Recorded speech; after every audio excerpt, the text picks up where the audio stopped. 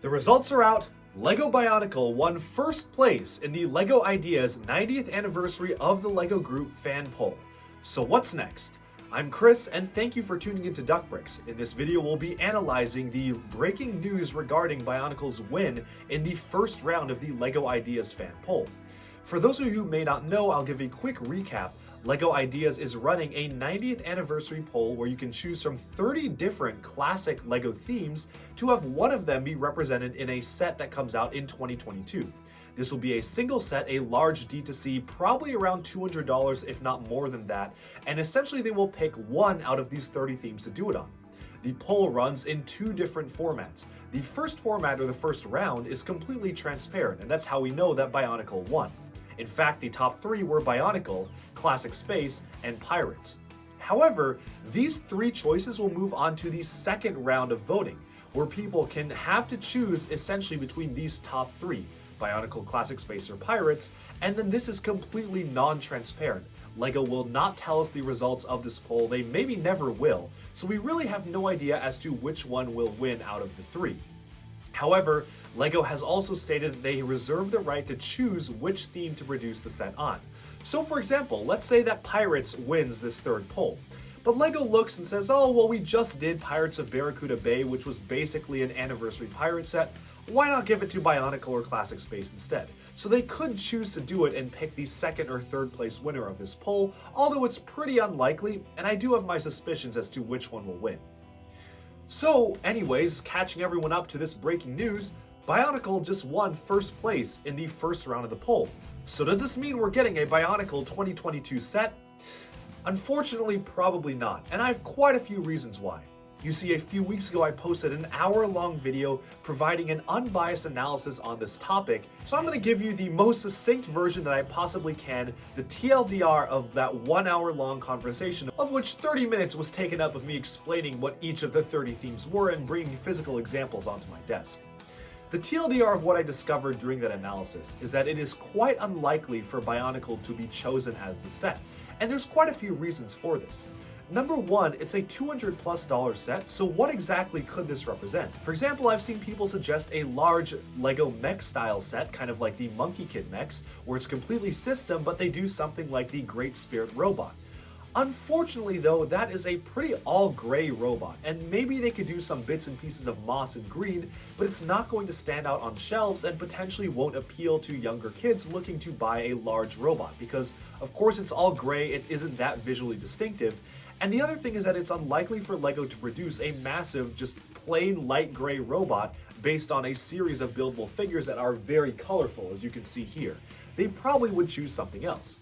So then the next choice is just a purely system, maybe location build, featuring the characters as minifigures. This is probably the most feasible out of all of these, and I'll tell you why, but there are still some inherent problems to this. They could easily do something like what Sakota proposed for LEGO Ideas, which highlighted many top choices or highlights in the Bionicle storyline, or they could choose something like picking one memorable location from the Bionicle universe, aka the Kini-Nui Temple, and produce the Toamata as minifigures to go alongside it. However, the biggest problem here is the perceived split in the Bionicle fan community. You see, when G2 came out, people were angry enough that it was in CCBS. It didn't matter that the builds were far better than any of the canister sets we've ever gotten for Bionicle before. It didn't matter to some people that they had friction gear functions and posability, which is really any Bionicle fan's dream.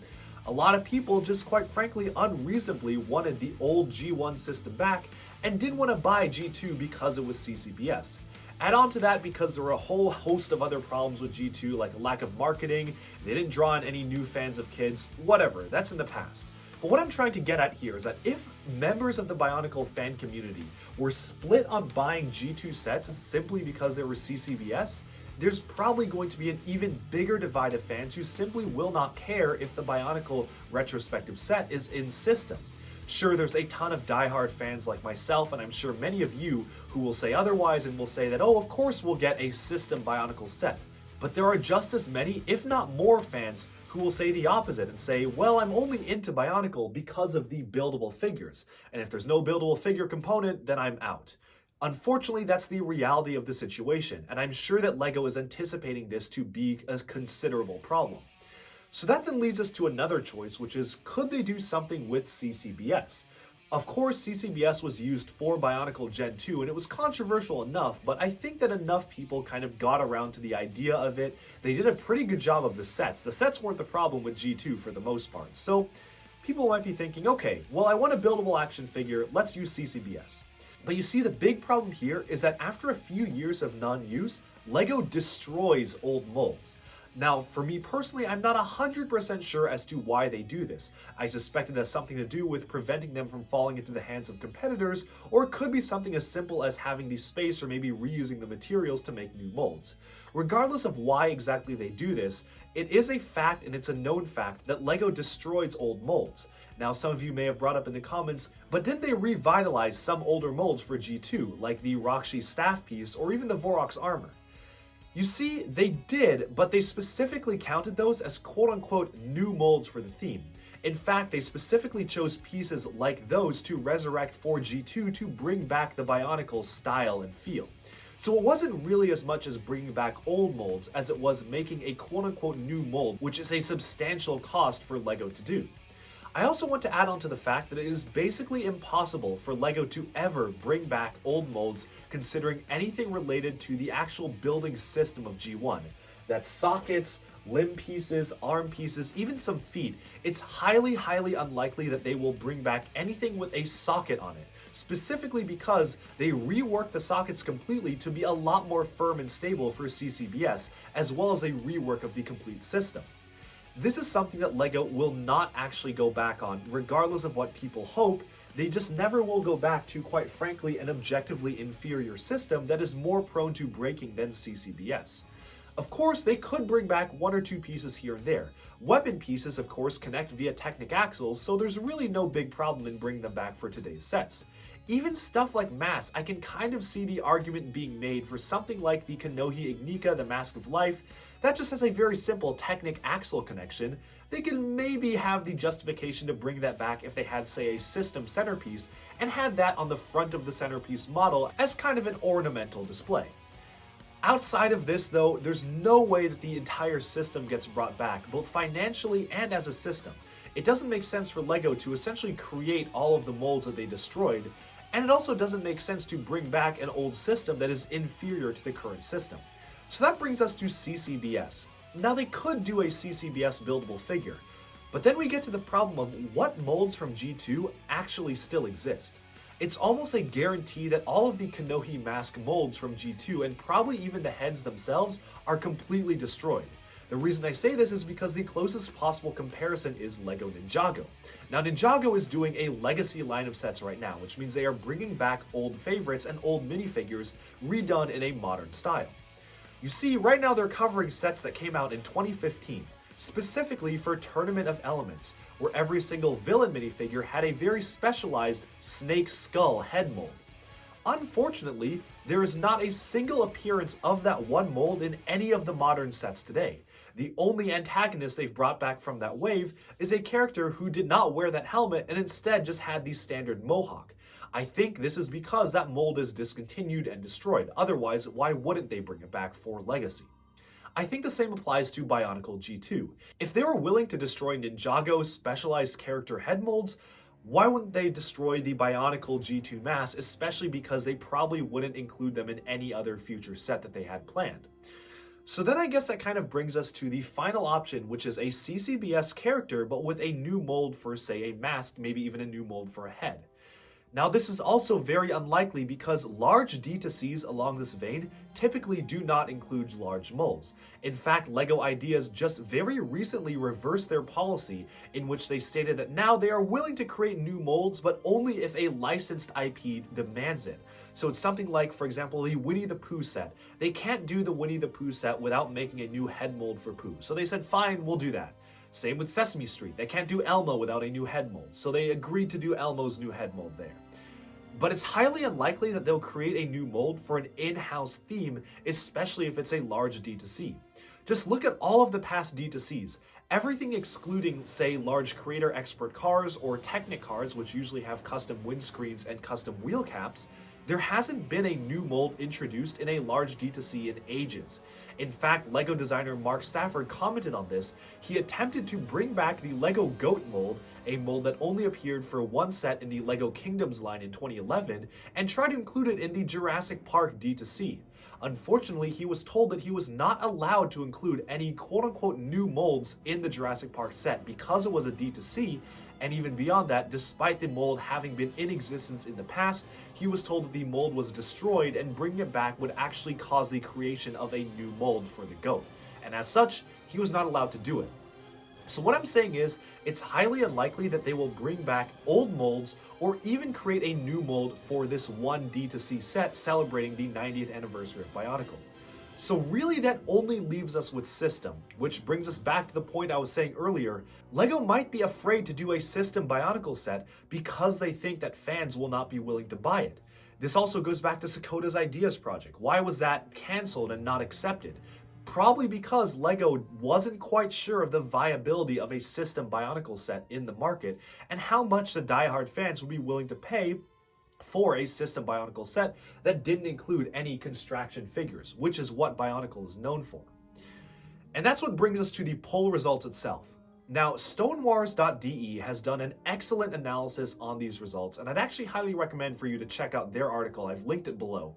But essentially what they've said is that sure, Bionicle takes the lead right now, but it's only because LEGO fragmented all of the different sub-themes into different categories. For example, space isn't just one category on the 30 theme poll. You've got Ice Planet, you've got Blacktron, you've got Explorians, all sorts of things that LEGO fans are split on. Let's say I'm a fan of space, but personally I like Ice Planet more than Classic Space.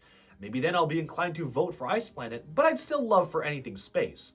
So that means when LEGO narrows out all of the other sub-themes and brings us to the top three, which are again, Bionicle, Classic Space, and Pirates, all the space fans who voted for, say, Ice Planet or Blacktron or Explorians will now say, well, I like space, I'll just vote for Classic Space because I want to see something in space.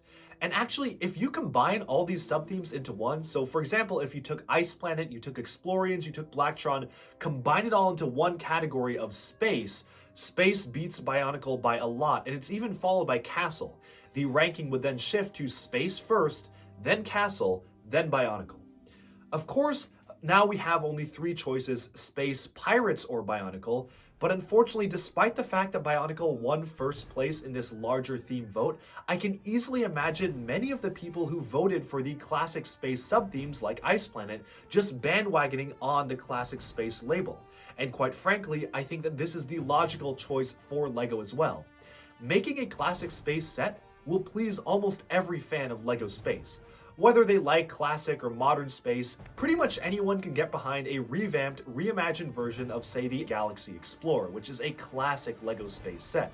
This wouldn't even require LEGO to make any new molds. They can just use the grays, the blues, and the transparent yellows that they already have. Sure, it might need some more recolors, but it's much more of a safer option than Bionicle, which is a huge risk. Even if Bionicle manages to beat Classic Space in the top three poll, remember, LEGO still reserves the right to just pick whatever theme they think will sell the best and they think will be best to represent LEGO. LEGO Space is a system theme. LEGO Space is also a theme that doesn't have their fan base divided on whether or not they want system or CCBS or G1 or whatever. All LEGO Space fans can rally behind a model of Classic Space Galaxy Explorer redone. That's why, unfortunately, I think that really, despite Bionicle winning the first round of this, it is highly unlikely that we will get a Bionicle set in 2022, and Classic Space will almost certainly be the winner. Even if it doesn't beat Bionicle in the final poll, which honestly I think it will, because if you look at the data, it's already beating Bionicle when you combine the Classic Space votes. So where exactly does this leave us Bionicle fans? I definitely don't want to be too discouraging, and I don't want to be pessimistic about this. I'm really just trying to look at this realistically and with as much as an unbiased opinion as I can. I do think, however, voting for Bionicle is very important, and here's why. I highly suspect that many of the themes on this list have been included for market research. After all, why include, say, Arctic or Extreme Team if you know they're not going to stand a chance? Essentially, LEGO wants to see how popular these sub-themes are and maybe try to include them in today's modern lines. Say for example if LEGO Arctic gets relatively high up there in votes, obviously not really tip top, but kind of higher near the middle, then they'd consider doing another Arctic line for LEGO City. Same for Extreme Team, or even Model Team and stuff like that. LEGO can take a look at which themes did well, and even if they don't decide to do the 90th anniversary set on those themes, they can still try to incorporate those themes into their current themes, like City or Creator, for example. Now, what's really interesting about this is that if Bionicle does well, this will show to LEGO that Construction still has a chance to be popular in today's market. It's not that people don't want buildable action figures, it's that, well, in the case of G2, kids were not interested because you didn't market it, and in the case of these Star Wars Construction figures, they were simply too expensive and also not too engaging for many kids. The big takeaway for LEGO from this is that Construction is still viable in today's market, and they have a dedicated fan base wanting to see some form of Construction back, be it Bionicle or something else. Obviously, CCBS hasn't really appeared in the main LEGO lines for a long time. But that doesn't mean it can't reappear again, or LEGO can't even think of a better system to even be better than CCBS to do for a future action figure lineup. This poll, showing Bionicle's popularity, is fuel to that fire. LEGO's market research department is definitely eyeing this with the advantage of being able to pick certain themes and insert them into modern lines that people seem to like. Bionicle doing so well will show to LEGO that people actually want Construction today, and I think that that is the most important takeaway from this. Because after all, why have Bionicle just be represented in one single set, when we might even get a future line full of Construction sets, or even a Bionicle G3? That's just my 2 cents though. Let me know down in the comments below, what do you think? What would you like to see from the 90th anniversary of LEGO? It's going to be Bionicle, Space, or Pirates. Let me know which one you want to see. Obviously, I'm sure a lot of people will want to see Bionicle, but also be specific. Let me know what exact set would you like to see. And thank you all for tuning into Duckbricks as usual. I hope you enjoyed this very quick TLDR analysis, and stay tuned for even more LEGO news, reviews, discussion, and analyses coming your way very soon. Thanks, and bye-bye for now.